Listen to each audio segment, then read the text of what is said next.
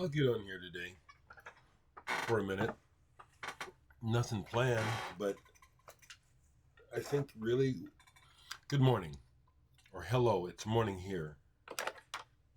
Sunday, the 17th of December, a week from Christmas Eve.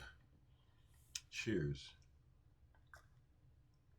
I thought I'd get on here. There was nothing in particular in the comments that I wanted to reflect on, except to say that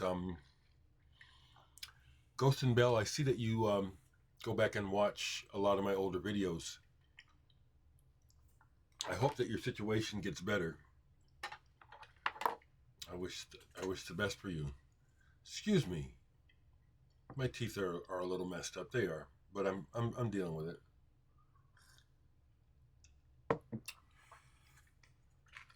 I noticed that anymore, within a 24-hour period, the videos that I put up, anywhere from 14 to 1,600 to 2,000 people watch, or that's the count.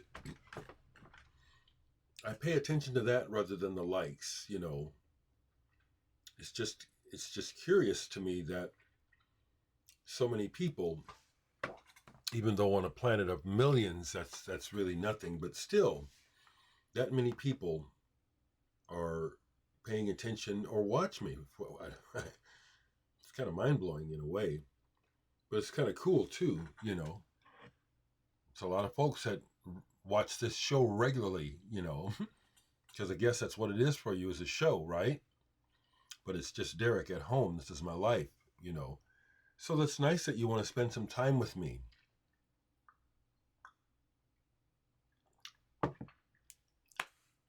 I had talked about loneliness recently, and I'm not a lonely sort of person, and I am a loner. I get along well with people, and I do well in group situations, but I like my solitude as well. So this outreach, that's what this feels like. You know, I'm sitting here right now completely by myself in the house, but I don't feel lonely. I feel the connection, you know. Kind of rolls right into what I had written on my Facebook page this morning. Some days I write little things. And today what I wrote was that everyone is troubled, everyone is burdened. We really ought to be kinder to one another, eh? Makes sense to me.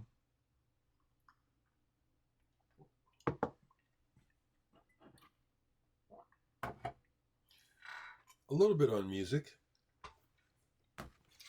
Folks in Welcome Strawberry. Thank you for sending your music. I listened again yesterday, as I told you that I probably would, and it's better on. It was better on the second time through. This is pretty good. I'll give it a thumbs up. I'll say for folks who are interested in this sound, dream pop, shoegaze, this is a winner. This band is these folks are only going to get better. And there is some kind of connection, as I said, between this band and the other one. Something ruined, still ruined. Yeah, this one. There's a connection between these bands. Still ruins. Yeah, these are good. This is good stuff, folks. I also thought to myself, well, I can relate to these people. They're probably in the same boat as me, is just trying to get someone to pay attention to them, to get a review, to get a mention in public. It's difficult. It's difficult, you know. I can't afford to pay a publicist. I don't have an inside track to the magazines. I don't know how to get it. Thought I might have had one through the record groups I'm in, but that fell flat. Sent them the music, no response. I guess it wasn't good enough for them, or wasn't cool enough for them. I do get that, where some people, my music isn't cool enough. Whatever. So besides tinkering, as I was sharing with James Ballerin the other day, my friend who plays sax, the Ableton upgrade in my studio has caused me to go back to basically working virtually every day in the studio, because besides working on pieces, I'm teaching myself about Ableton and about recording and production tricks and compression and stuff, and for myself, and also to use with Hank Red. So I'm actually working a fair amount of the days here right now, enjoying it actually.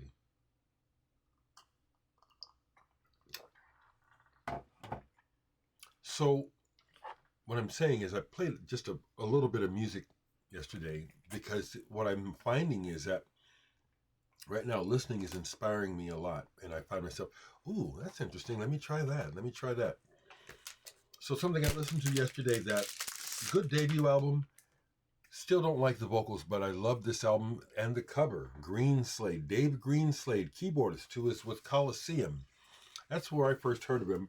Obviously, he has, well, not obviously, but that's what I say. You know, I say a lot, and obviously and shit like that. It just tumbles out of my mouth. But he was musically involved before Coliseum, probably in beat groups. This is an instrumental, keyboard-oriented band where the vocals, Dave Lawson sounds like he's trying to sing. Not trying to sing, but he has a voice kind of like Freddie Mercury's, except it doesn't have the control that Freddie Mercury has. And I respect Freddie Mercury's voice, but I've never liked it. But musically, this album is tough. I love this album. I love that Roger Dean cover.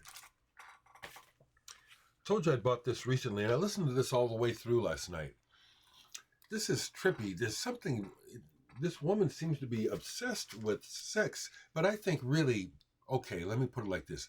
I think that this is Phoebe Ray, and I think Plunge, and I think that she is singing about what many people are thinking all the time, which is sex.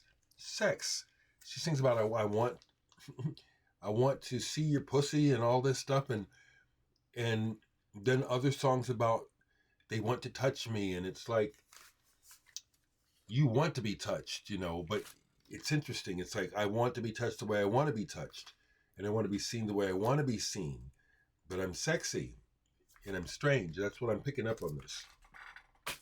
I like it. I don't know if these guys will watch me anymore, but this band has sent me 2 of their albums. I should have kept the first one. I should have. I didn't. Nebular Wave, a polarized planetoid.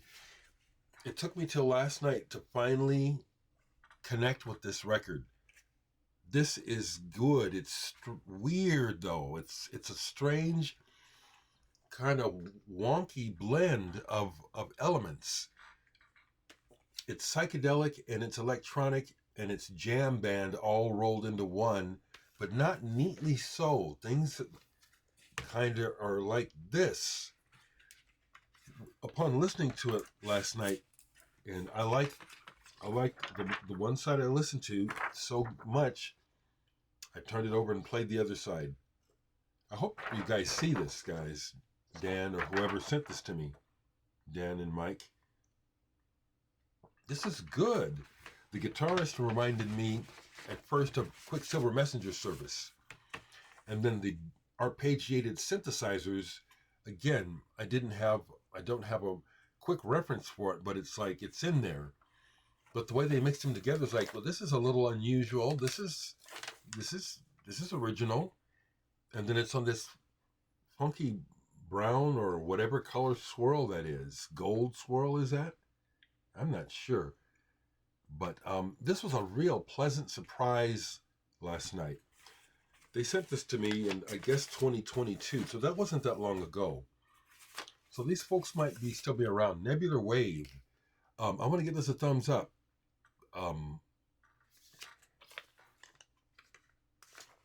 took a while, you know. I never connected with the first one, but I bet if I went back now, I'd probably understand the first album better. But and look, good freaky graphics too. I like that. Getting back to the Dan stuff, because I'm still going through it. I listen to more stuff. This Recyclops hard disc single came out in the 90s. This is sampling and mixing and production going on here. I love it. I love it. I like to do stuff like this. I don't sound like this, but it's the mixture of sampling, spoken words, setting up sonorities. I don't want to say the word drone because it doesn't necessarily drone.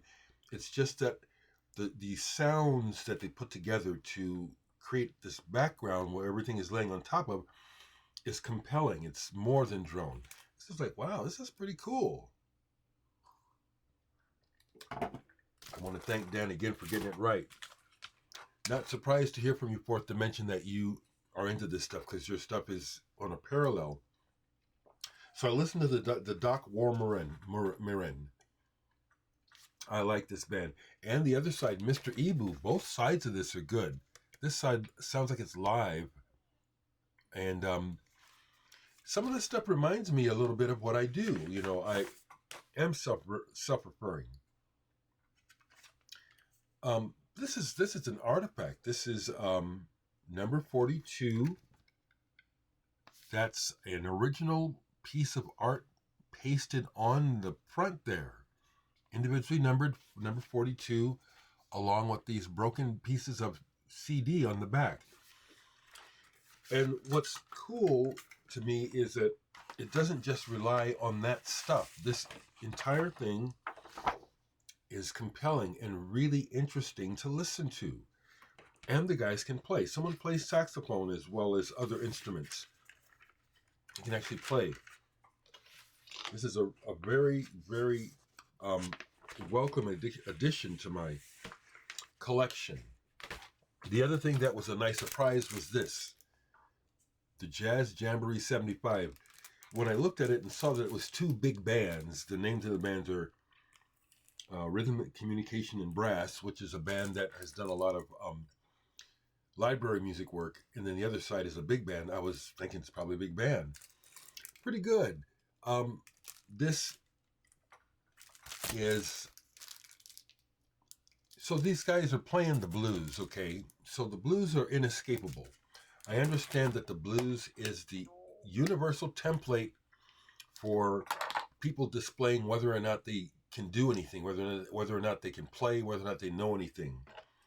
And so this is dominated by blues changes, because the cats are playing. They're playing through changes, showing you, have I got a voice or not?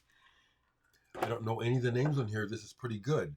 But of interest to me are the quiet, non-bluesy tracks where you hear someone wrote something actually. So this is pretty good. Jazz Jamboree 75. Very cool. The other thing I did mention the other day that he got me, this is real cool. It's a 12-inch single. It's a split. Ulrich Schnauss and Mark Peters doing a remix on one side, and Pyrolator doing remixes on the other side. On this cool label, Bureau B, another label, newer label that I like. This is wonderful. It's dreamy, it's spacey, and it's on white vinyl.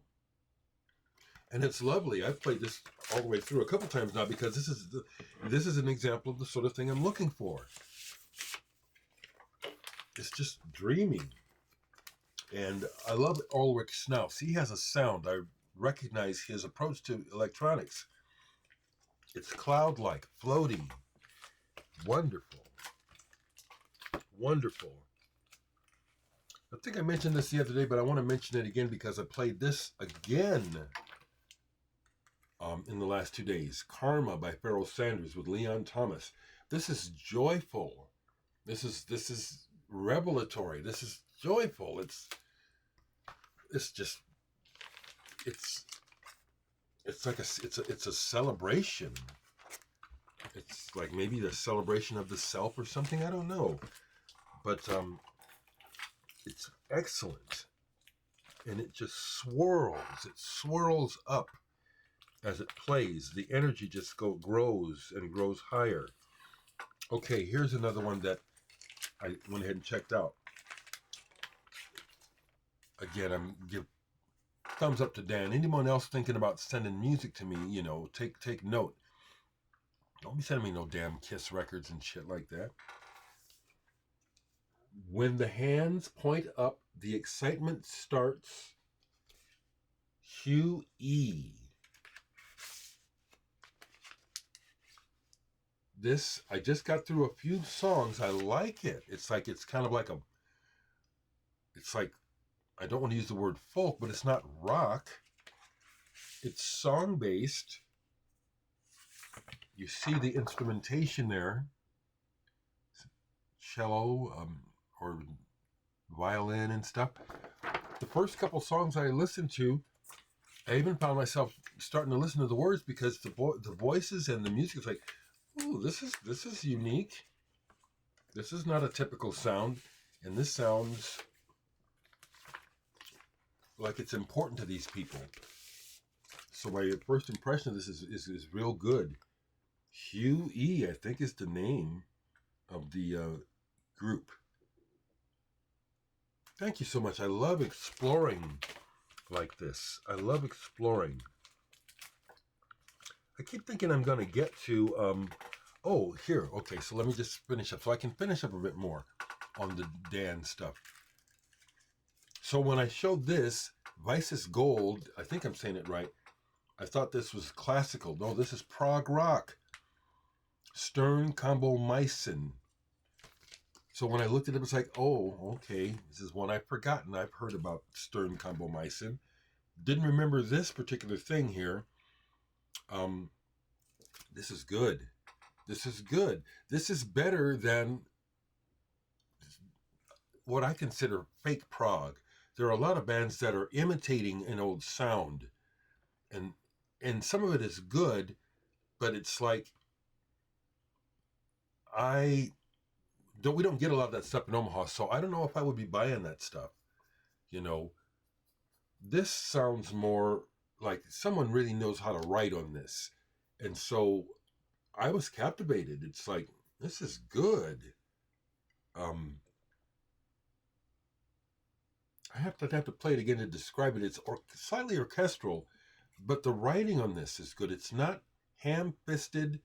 It's not like, to me, like Triumvirate. Trace was better than Triumvirate. I thought that stuff was what the word I used, it ham-fisted. They could play, but it was slightly corny. This is not corny at all. I was like, whoa, this is wow, cool.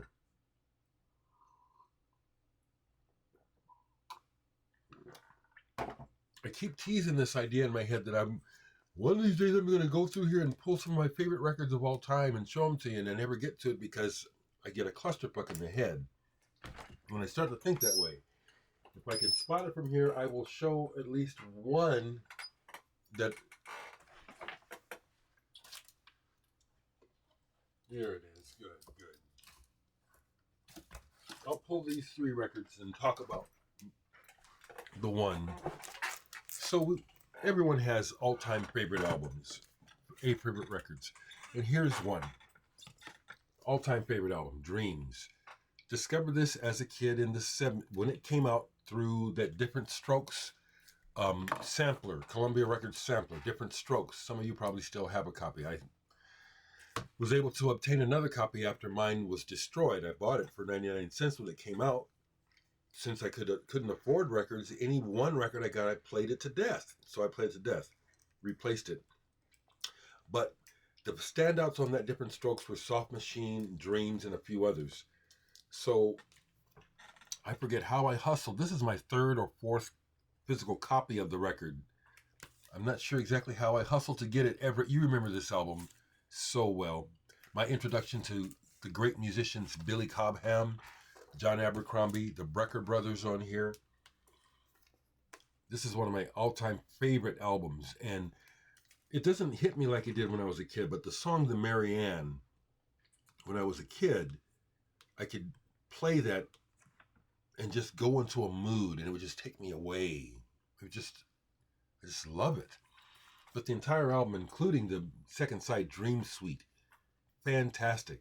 With the Rene Magritte knockoff cover here, that artwork, fantastic. One of my favorite albums of all time. And their second album, there was no way that they could repeat it, and they didn't. And the personnel had changed and everything, but I have it. Imagine my surprise with the Gahan Wilson cover. Excellent, excellent. So Billy Cobham's on his way out already. Did he even play? Yeah, he was on here, but he's already on his way out. Will Lee, bass player on here, wasn't on the first album. Will Lee is known, he was in David Letterman's band forever. The tall blonde guy. He also plays with the Kiko Yano in New York. I think they still do. This is good, but no comparison to the first album. Just no comparison.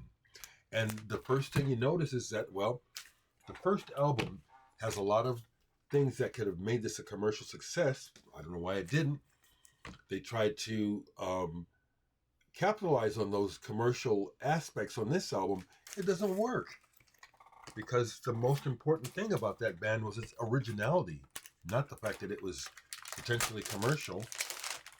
Now, on the shelf next to it is an album by, this was sent to me. I don't even remember who sent this to me. Dreamtime. Stoner music. This is totally stoner. Capture Records. Okay, Capture Records was sending me stuff for a while. And I kept a few things. This is one that I kept. They sent me some stuff that I just never connected with. That's a nice color. The Dreamtime, it's a little sludgy, but it was good enough to keep. So there's some music for you, folks. So again, I think the last thing I'll say is we're all troubled. We're all burdened. We all have some kind of issues that we're dealing with. So we really would do well to be kinder to one another, and just really try to be more in the moment, present, and connected. Let's try to do that. Let's try to raise positive energy in this sad world. I put on my Facebook banner, Peace on Earth. And when I put it up, I said, yeah, we ought to be doing peace on earth instead of what we're doing, which is piss on earth. Piss on earth is what is happening. Mankind is pissing on the planet, and we're not stopping. Those meetings on climate change, those meetings mean nothing. Those were words. Those bigwigs left those meetings thinking, well, we've accomplished something because we said this, this, and this, but you haven't started to do shit.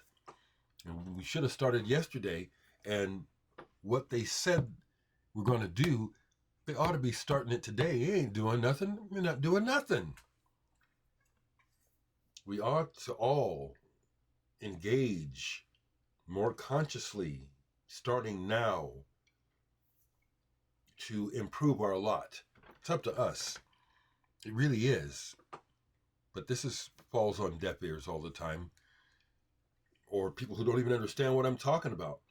That was something that I encountered in my work in mental health a lot, is I would be working and talking as clear as I can, and I'd have people say to me, would you talk in English? Could you speak in English? And I'm saying, what?